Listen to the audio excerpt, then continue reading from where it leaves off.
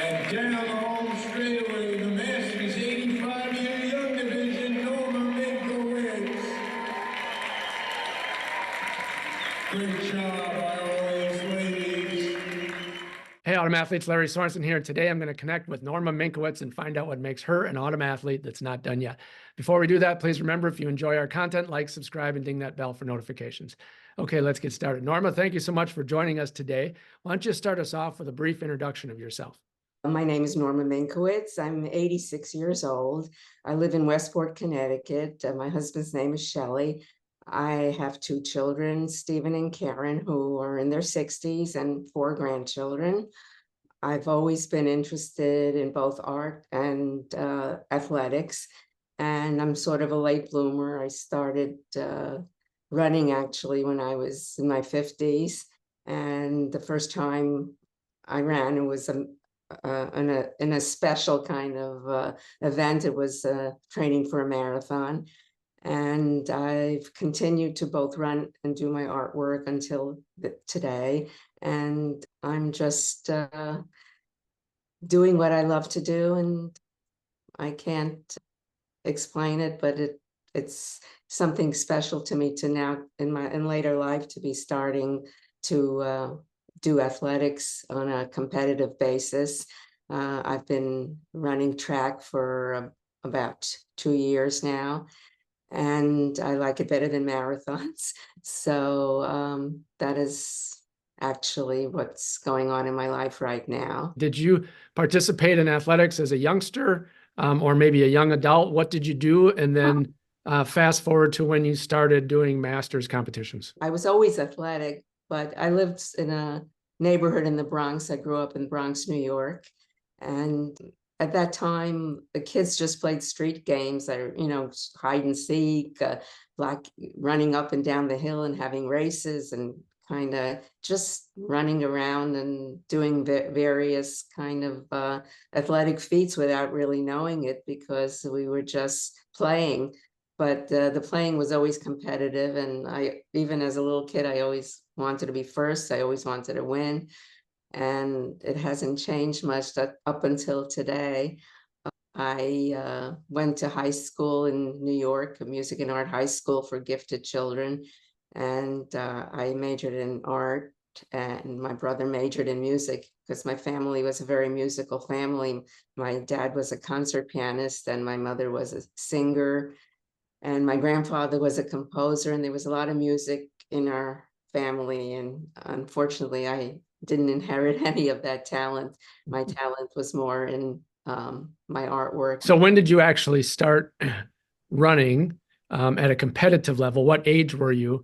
And then you said something about running long stuff. So when did you start running the long stuff? And then when exactly did you get involved in masters track and field? And how did you get involved specifically in running, the fast events on the track? One day my husband came home. We were both a little like wanting to lose some weight. And he came home and he brought me a pair of running shoes. And he said, if we run around the tennis court X amount of times, that's a mile, and X amount of calories. So I started running around the tennis court in these shoes that one friend described as they look like they came out of a cereal box. And I was running around the track, and finally I got bored, so I started running on the street.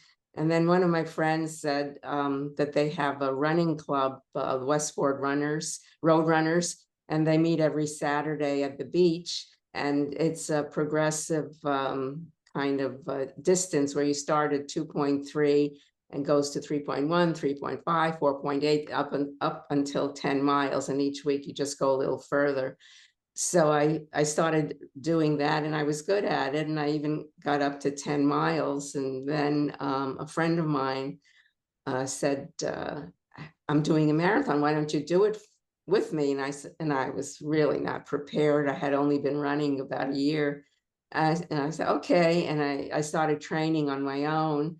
And obviously I wasn't trained well enough, because I got to 20 miles in the New York Marathon, and I felt awful. I just felt sick, because I started running so fast. Like if I kept running at the pace I started at, it would have been a very, very fast marathon. So at 20 miles, I had to go to 20 miles because my dad was waiting for me. And then I didn't feel well, so I stepped into the medical center on the way to, I only had 6 more miles to go, and they took my pulse and ripped off my number and gave me one of those blankets, and I had to get on a bus with a bunch of other people who were sick or couldn't finish.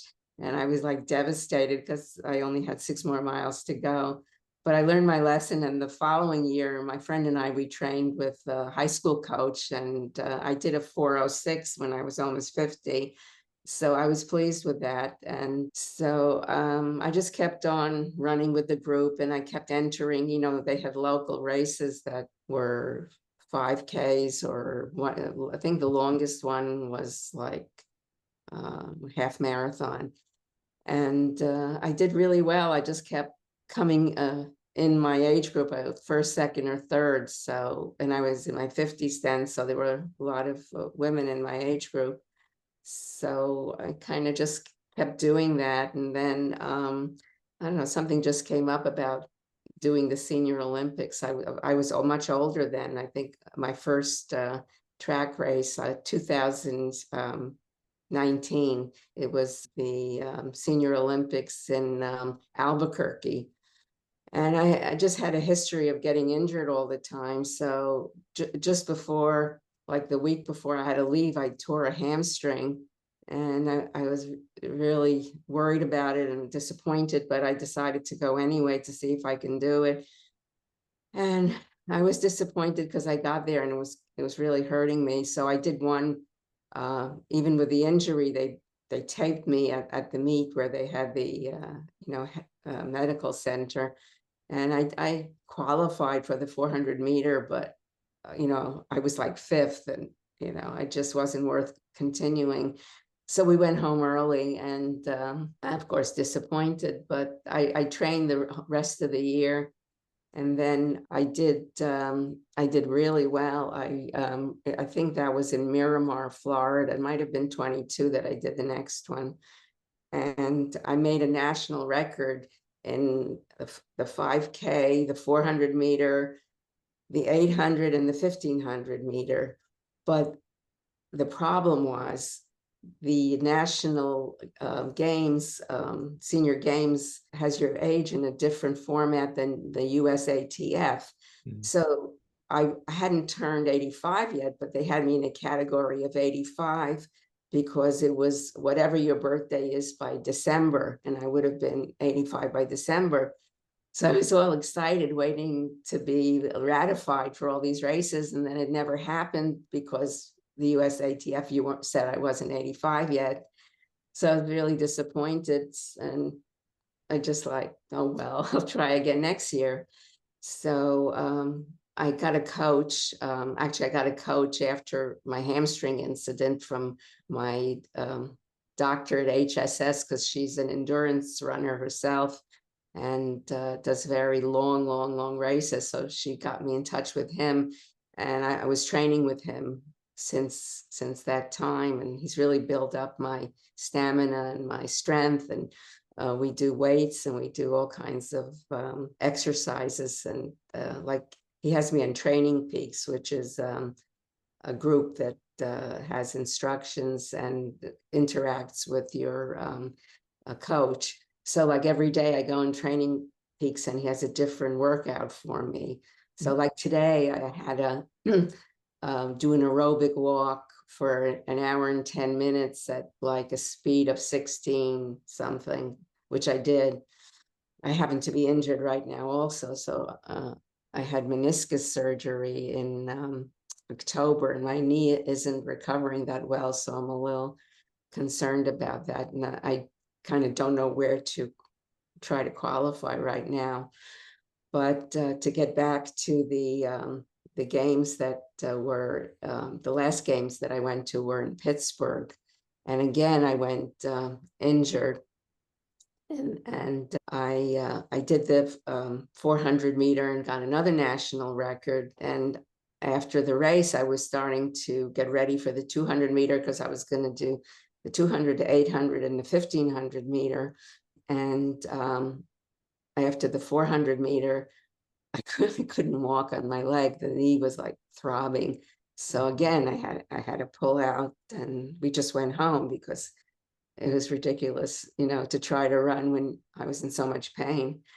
So my history has been, all these setbacks with injuring myself. And now I want to do some more races because I thought the surgery would clear everything up, but I'm having some problems.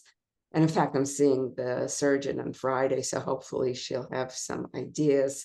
I know she wanted to inject me with some gel, but that's sort of temporary. So I want to qualify for the National Senior Games in 2025, which is in Iowa. So I'm basically waiting to see, how my recovery is. And I'm still training, but it's a little painful at times. So you talked a little bit about your training and so forth. How about your diet and nutrition? What do you do when it comes to diet and nutrition? My coach now has me have a protein drink every day, which is very filling. But I've always been like not eating fatty foods. I don't eat meat. I eat fish, chicken, grains, whole grains, vegetables, and fruits. I used to eat a lot of sweets when I was younger. I don't anymore. Occasionally, a dry cookie or something like that. But I try not to eat a lot. I weigh 100 pounds now, and the most I ever weighed was 120. So I feel good at this weight. And it's, again, less pounding on your knee, I guess, when you're lighter. So I'm just careful what I eat. My coach yells at me, because don't eat bagels. I said, well, okay, I cut it down to a quarter of a bagel in the morning because I like to have a bagel with my coffee. But I'm just careful. So I'm going to switch gears just a little bit here and ask you, what motivates you at 86 years old to keep doing this? I just feel good. I feel happy. I like winning. I don't know, maybe that's not a good trait, but I like winning and I like improving. And my artwork is very sedentary. I spend hours and hours sitting at a table working with very fine threads because my work is made up of fiber, and it's structural and it's sculptural, and sometimes it's two-dimensional, but it's very tedious. So it's kind of nice to like just break out and go running after sitting for so long or before sitting so long. And it's a really good combination for me because I get to meditate and sit, and I get to meditate and run, and it's two different things. I'm going to speak for everybody and say we all like to be 86 and running the way you are and as active as you are. So tell us what your secret sauce is to being able to do that. I've always been sort of motivated to try to improve, and I like the speed. I like running track. I like people running with me and being able to run by them. I don't know if that's a good thing to say, but I just like to do that. I like meeting other people. I met a lot of wonderful other athletes and younger people. When I got the world record last year in Ocean Breeze for the indoor 400 meter, like there was nobody there my age. Like every race I ran, I was with like 30 and 40-year-olds, and it was like, oh my God, the girls were so fast. And it sort of was like nice to be able to be not only first, but last, to see how it feels to, not be first. And these girls were just flying by me, but I just tried not to look at them because, they're old enough to be my grandchildren, some of them, but I did okay. And nobody passed me in the 400 meter, lapped me rather. And then the 800, I got lapped a couple times because it was four laps. But so I got the national record in the 800 and the world record in the 400. And I wanted to do it this year again, but my knee didn't let me, so I gave it a rest. And for my non-track and field audience, sometimes, especially in the older age categories, at track meets, folks are lumped together. So you might be 85 years old, but you may be running in a heat with someone who's 50. Right. Correct. So, Correct. That's what Norma's talking about. So Yeah. she broke the world record for her age group, but finished last in her heat because she was running with a bunch of kids. Just to clarify. They were taking these long strides, and I'm little, and I was like, But it was fun, and I made friends, and I met a lot of nice young women and old women, and even my driver who drove me to the now he came to take me back. Somebody else drove me. The friend who took me there was the announcer for boys track and field high school. His name is Jeff Mitchell, and he was always very supportive of me. So he's the one who encouraged me to try the indoor track meet, which I never did before. And it was kind of scary for me because it's at an angle, and I wasn't used to running with the portion that you run on being banked. So on the first race, they put me up on the highest part. So that was a little scary because one woman had fallen on the meet before. So I was a little worried about that, but I did it, and I felt good. I liked doing it, and I hope I could do it again next February because it's a really nice facility.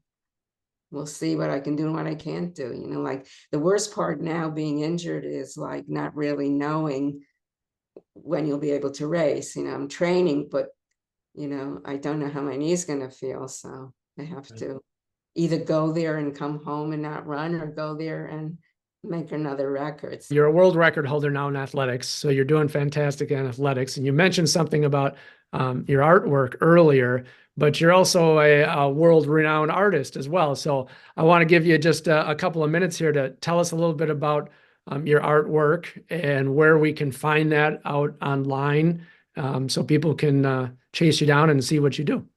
Okay, well, if you want to see my artwork, you can just Google my name, and all of my art events come up. I'm in 35 museum collections, which means the work is in their collection, but it's not on view. It's only on view when a special show comes up that the work might be suitable for. So the work, any work that's in a public collection is stored until a special event that the work will do a justice to comes up. And I work in a unusual medium. I work in fiber, which is thread, like embroidery thread or rope, or a linear element. And my work is combined with the technique of crochet, which is known, always was known for like a little old lady's technique, but I've been working with crochet in a modern way. For instance, when you crochet, the surface of the artwork becomes lacy and open.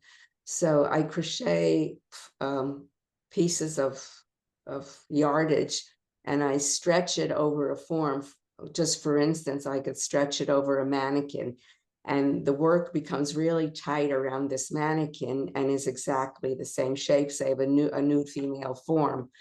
And then I stiffen the fibers, and I take it, when it's really stiff, I cut it off the mannequin, and I have this shell, which is a copy of the mannequin's body, and I put it back together again by sewing it, and then I embellish it with all kinds of different threads. Sometimes I add objects to it, found objects, and you have a very transparent and interesting form that you could also put objects inside of.